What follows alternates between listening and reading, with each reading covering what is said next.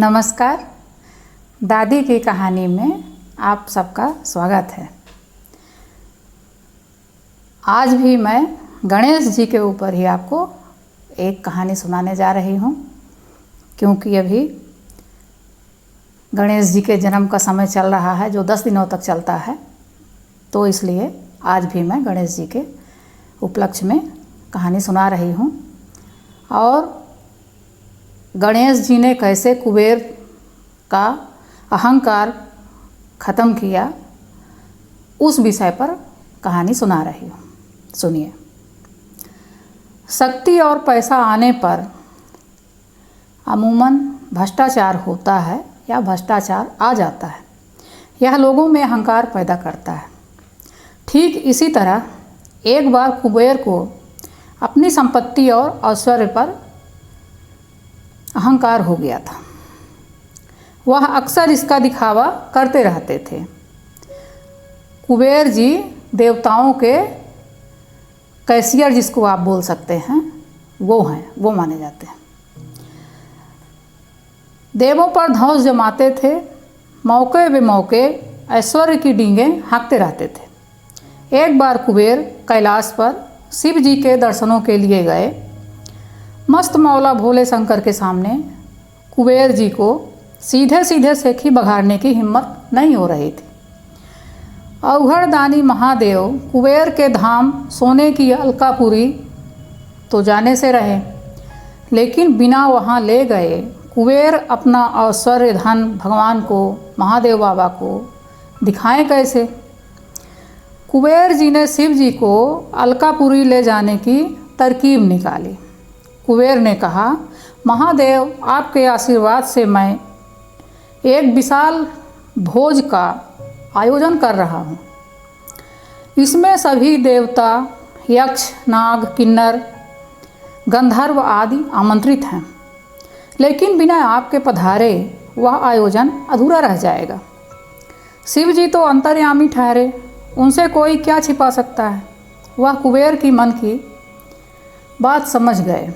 उन्होंने सोचा कि इनका अभिमान चूर होना आवश्यक है।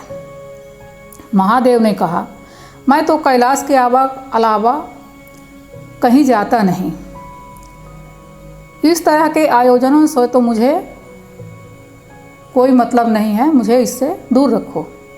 अगर आप गणेश जी को बुला सकें तो अच्छा होगा। कुबेर बात का मर्म नहीं समझे, छूटते ही बोले, अवश्य प्रभु, गणों के साथ गणेश जी भी आएंगे, मैं उनसे विनती करूंगा। महादेव ने कहा, कुबेर, सोच विचार कर निर्णय कीजिएगा। हमारे लंबोदर की खुराक कुछ ज़्यादा है। कई बार वह भोजन करना आरंभ करते हैं तो कई दिनों तक रुकते नहीं। कुबेर का अभिमान जाग गया।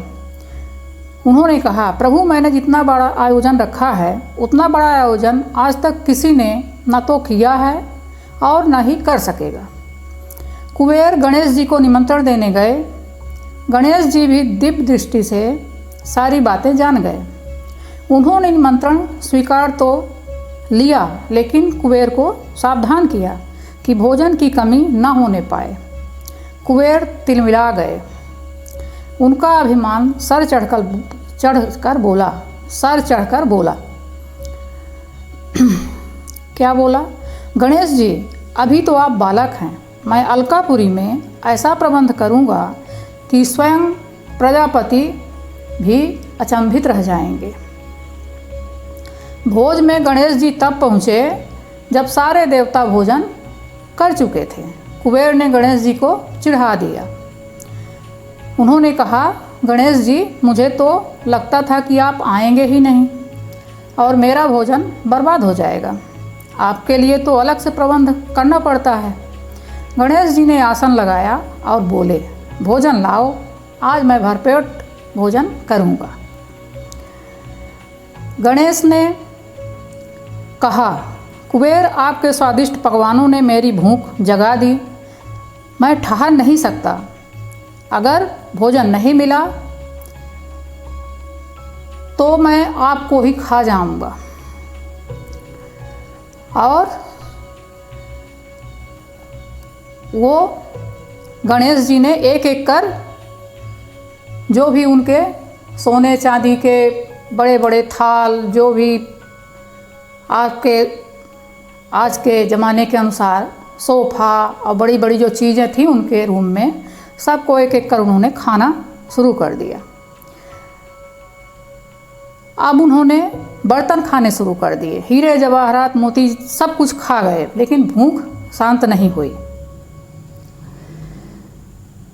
उन्होंने कहा कि और भोजन दीजिए, नहीं तो मैं आपको ही खा जाऊंगा। कुबेर के पसीने छूट गए, प्राण खतरे में नज़र आने लगे।